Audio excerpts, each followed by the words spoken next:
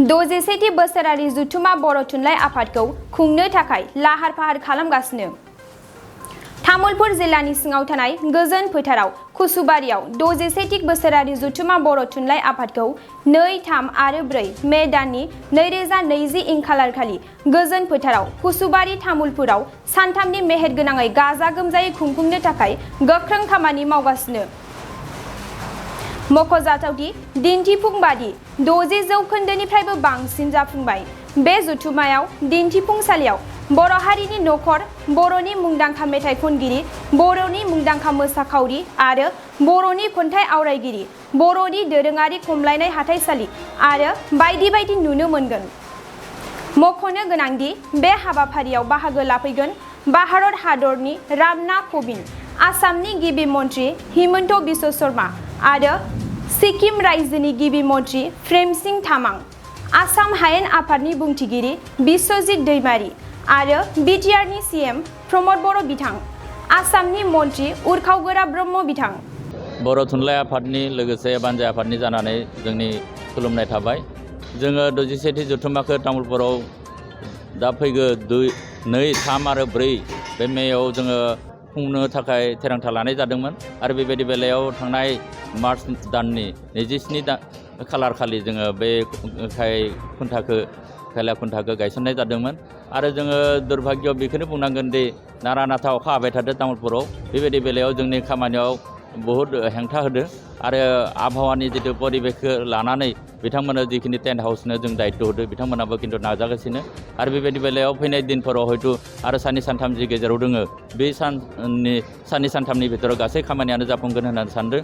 बायदि बायदि बिथिङाव जों बुंनांगोन जे जों RCनि जानानै जिखिनि खामानि मावदों बे बेलायाव BTCनि गाहाय मावफुं सोद्रोमा बिथां प्रमद बर' सारा नारा नाथा नांगासिनो दोङो आरो बिथां आसामनि जितु स्पिकार बिथां बिश्वजित दैमारी साराबो फैनानै जोंनो खबर लागासिनो आरो बेबायदि बेलायाव जोंनि 21टा जितु साब कमिटि दोङो बे साब कमिटियाबो इतिमध्ये खामानियाव मुखुब जाना दं आरो बेबायदि बेलायाव फैनाय दिनाव जों हयथ' बोथोरखौ जों गिनानै दोङो।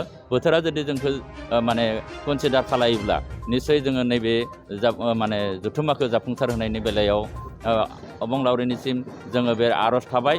अबंलावरिया जाहाथे जोंनि बे जथुम्माखौ जाफुंसार होयो लोगोसे बर' माहारिनि बे आगोमा बे बर' थुनलाइ आफादा जाहाथे जिखिनि दा दिनैनि तारिखाव जितु निउ एडुकेसन पलिसि बा बायदिसिना जोंनि बर' माहारिनि किसुमान बाथ्रा रायलायनायफोरखौ जाहाथे डेलिगेट हाउसआव जाफुंसार होनायनि जितु सुबिदा मोनदों बे मोननायखौ जाहाथे तामुलपुराव जाहाथे जाफुंसार होनो हायो बेनि थाखाय अबंलावरिनिसिम जोङो माने गुरैयै जों आर'ज गाबनाय थाबाय। बे थार दे जोङो बर' थुनलाइ आफादनि डेलिगेट जितु रिपर्ट मथे केन्द्रीय कमिटिनि बेयाव खमसे खम 1500निफ्राय 2000 बेखिनिया जोङो डेलिगेट आरो अबजार्भार फैगोन होननानै जों मिजिंथिदों।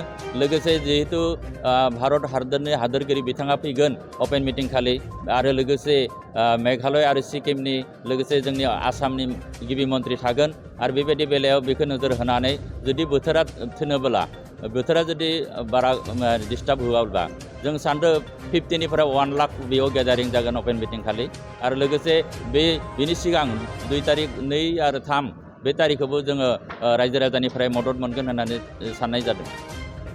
बिथांमोननिसिम बेखौनो खावलायनाय थाबाय जे जों बोथोरखौ नोजोर होनानै सिगांनि जितु जोङो बे फिल्ड बिखेखै जोङो तामुलपुरनि बे मथंगा सकनि खाथियावनो गोजोन फोथार मोनसे जोङो सायख'नाय जादोंमोन नाथाय दैज्लां दिनाव जिहेतु एज पार प्रट'कल मथे जोङो जिहेतु राष्ट्रपतिनि बिथांनि थिरांथा मथे जोङो तारिखखौ जिहेतु मे मासाव लानो लागा जाबाय आरो दैज्लां दिनखाय जों दा नैबे कुसुबारियाव लानाय जादों।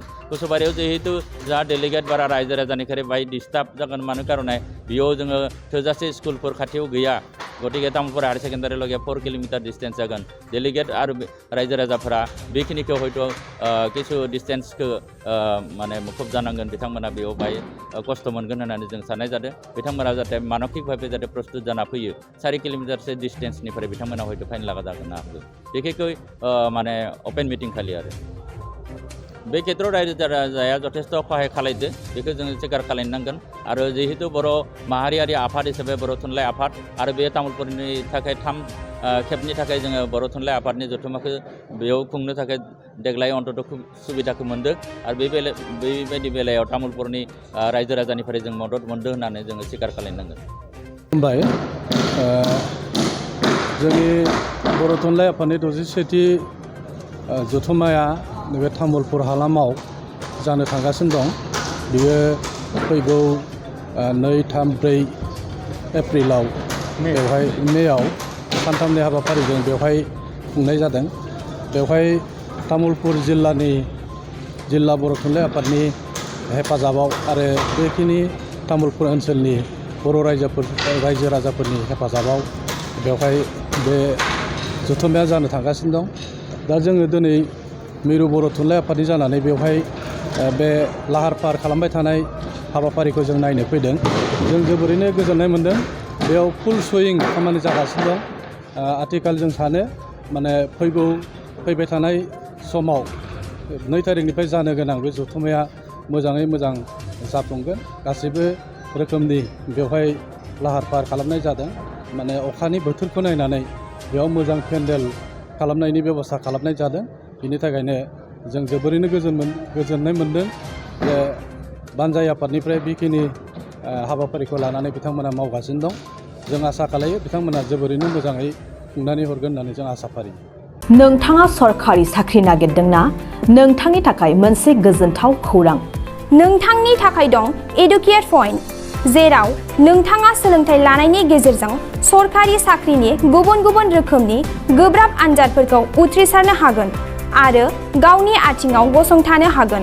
बे एडुकेट पइन्टआव नोंथांमोना SSC, bank PO, bank clerk, bank SO, UPSC, एफएससि, डिफेन्स, रेलवे, स्टेट इन्सुरेन्स, एएअ, एडिअ एसिस्टेन्टजों लोगोसे स्टेट लेभेल जब आरो माखासे सरखारि साख्रिनि आनजादाव गोनांथि जानाय आयदाफोराव सोलोंथाइ लानो हागोन। मख'नो गोनांदि बे सोलोंसालियाव साख्रिनिल' नङा, बेयाव MBA आरो सैनिक स्कुल बायदियाव एडमिशननि थाखाय एन्ट्रेन्स होनो थाखायबो सोलोंथाइ लानो हागोन। बे सोलोंसालियाव गाहाम थाखो खथानि सुबिदा दं आरो सम मथे नोंथांनि सोलोंथाइखौ बे सोलोंसालियाव होनाय जागोन। बेखौबो मिथिनांगोन दि बे एडुकेट पइन्टआव सोलोंथाइ लानानै बावैसो 2021-22 इं मायथाइनि एसएससि GDनि आनजादाव गासै 11 सा सोलोंसाफोरा उथ्रिसारनो हादों। बारा नङा, गासै 15,000 रांजोंनो नोंथाङा बे सोलोंसालियाव 6 दानसिम सोलोंथाइखौ लानो हागोन। बे सोलोंसालिया क'क्राझार, बरपेटा रड, गवालपारा आरो बङाइगावआवबो दं। क'क्राझाराव सोलोंथाइ लानो गोसो गुदुं जानाय सुबुंफोरा 70020261133 9101536360 70020261133 9101536360